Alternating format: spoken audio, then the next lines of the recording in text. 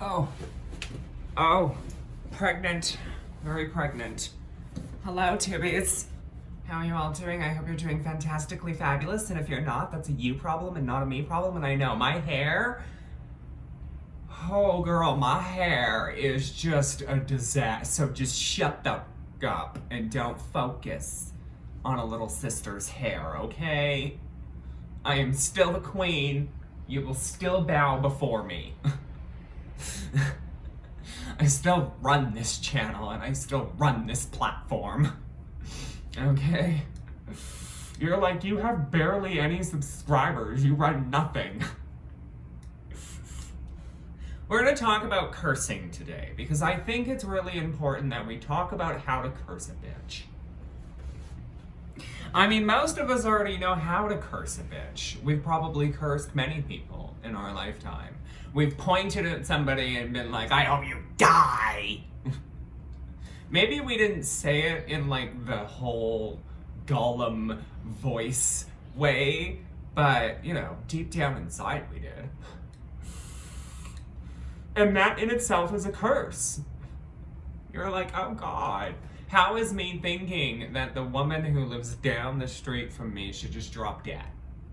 A curse. Because your thoughts create your reality. You should know this. It's basic hippy dippy bullshit 101. Like, come on. Your thoughts create your reality, okay? Anything you say, anything you think about, anything you do, trust me. Your thoughts create your reality. And therefore, you can curse yourself. I've done it. You've done it. We've all done it. We've thought something negative long enough that it actually manifested.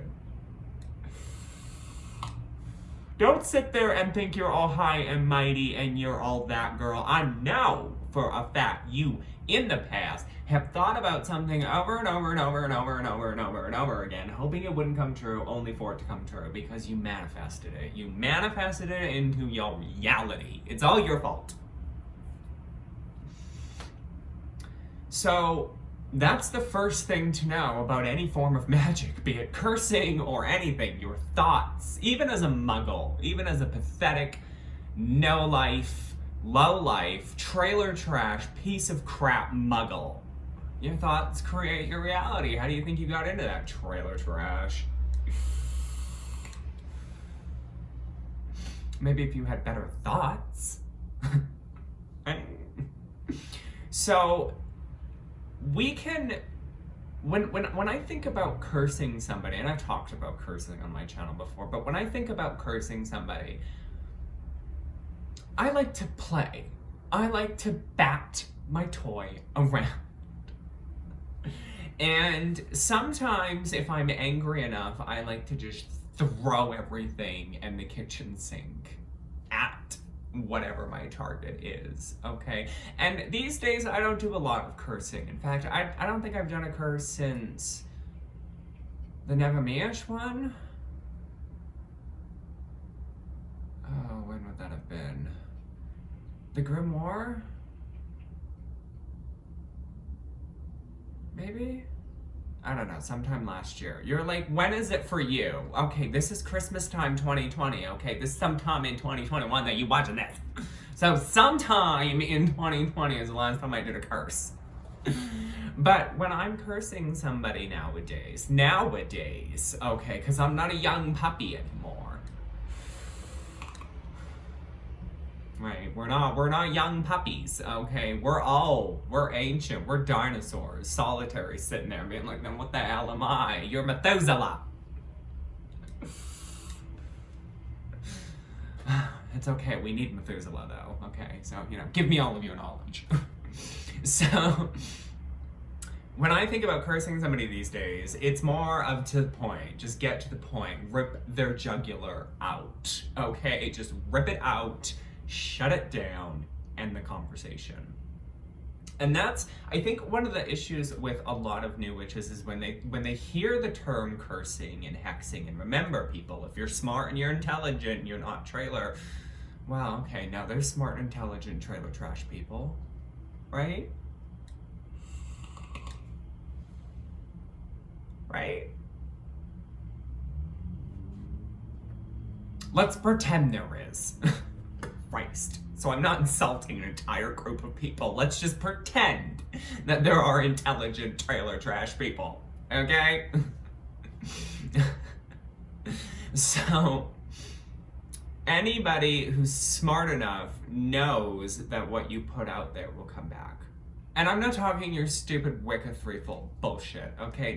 This isn't some hippy dippy crap. This is the laws of physics. And Lunar Wisdom can fight me on this, but she knows that I know that we both know that I'm right. What you put out will come back to you, okay? Because it's cause and effect. You did something and it is affecting, okay? Now, that leads me into question if there's cause and effect. If I cause something, does it necessarily have to affect me? Can it just affect that thing? And that's where a witch's protections come in. If you're gonna be playing around with curses and hexes, and as you all know, a hex is a spell. Okay, it's not necessarily a curse.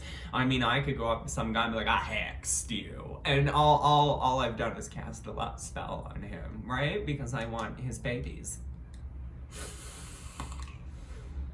I don't have a uterus, but, you know, one problem at a time, right? We gotta get the man first, then figure out the uterus problem. So, everything comes back, or at least affects the situation in some way that also affects you. I mean, when I think about it, I think about throwing a stone into a pond. Okay, let's pretend that pond is an ocean. Okay? When you throw, and that stone is like the size of Mount Everest, if you throw Mount Everest into the Pacific Ocean, right into the center of the Pacific Ocean, you can damn well bet there's gonna be a massive tsunami all around the Pacific Ocean. So where I'm going with that is if you throw a stone into a pond and you watch the water, the ripples come out, and it's not one ripple. It's many ripples that do get smaller over time and don't go as far over time. But the main ripple, along with a couple of them, do at least make it to the shore. And if you think about it, the shore could be your target, so it does eventually affect the target. But what if there's a small little island in the middle of the pond, right? So then the water also hits the island. So basically where I'm going with this is that magic affects everything around you, okay? You can't... So this isn't Charmed, okay? You can cast money spells and things aren't like, your grandmother's not gonna drop dead, okay?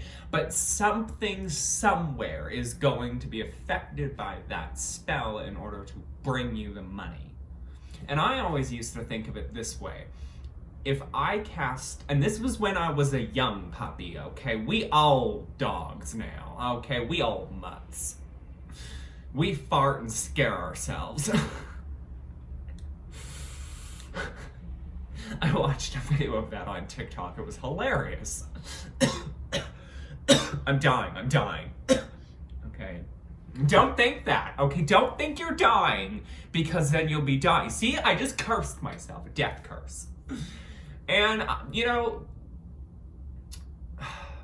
I used to think that when you did magics, when you cursed somebody, right? When you threw magic out there, that it would come back to you. That if I cursed you, that same curse would come back to me. God, how stupid was I? And I mean, in a way, if the witch is competent enough, we'll throw the curse back.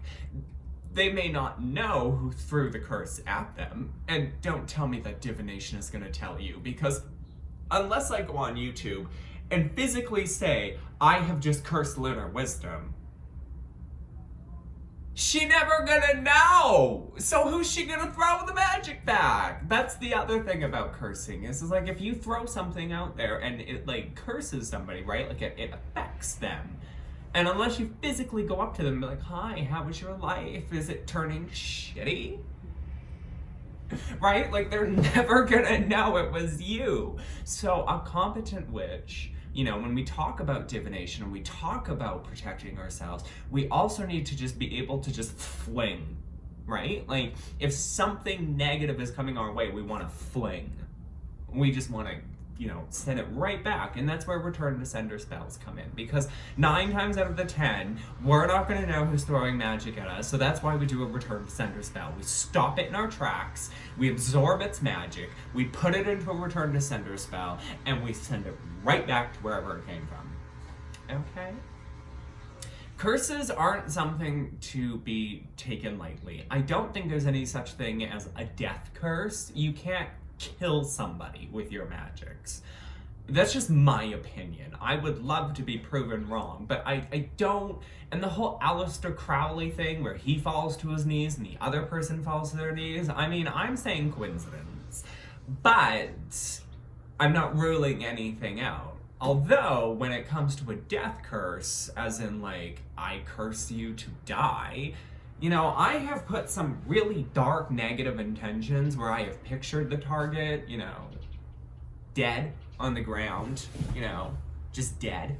But things in their life dies. Because I don't think, in my opinion, that we can use our magic in such a way that we could make somebody drop dead. Like, physically drop dead. I don't think that's even remotely possible, because if it was, then necromancy would be possible, and my mother would be here. Don't ask about my mother, right?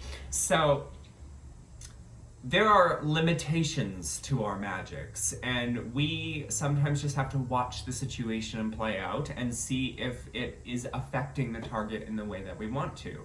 In terms of new witches, I would stay away from this types of magics unless it's absolutely necessary, right? You've got to first find your own path, then form your own morals and ethical standards if you have any, and it's perfectly fine to not have any. Just realize that if you keep putting dark energy, dark intentions, negative thoughts, negative magics out there, I mean, it is eventually going to come back and affect you. You've heard the stories from Tequila. She's told you some stories on her channel about how she used to dabble in that kind of, all the time, just curse anybody, they look at you wrong, you throw something at them, right? And it eventually comes back. And I think a witch who's throwing that much magic, that much energy, that much intentions in such a dark and negative way has a lot of emotional issues and, depression and just other things going on in their life that is affecting their magics, because our emotions, our thoughts, our energies, our wavelengths, our vibrations, they affect our magic, the potency and the intensity that we put into them, right? Have you ever done a curse when you're super, super angry, right? And it just manifests really quickly and it does even more than what you wanted it to originally do? Or maybe you've done a curse when you're really, really sad and it feels like it didn't even do anything to them, right? So you have to also realize that our emotions, our mental state, our vibrations, our energy levels, our wavelengths, our everything, it all affects our magics. That's why when you're in these types of situations, you want to step back and you want to think rationally and logically and think, is this even worth my time or effort? Is this worth me putting all of this energy in? And if it is worth you putting your energy in, then take a step back and think to yourself, what do I really want to accomplish? Because if you go in gung-ho, you could do more damage than you might have wanted to. And the result of that could be guilt, right? That's a form of it coming back. That's cause and effect, right? Anyways, I'm gonna go because I'm done talking about this subject. My hair looks like trash, and I look like trailer trash, right? And my altar is a mess. I love you. Bye-bye.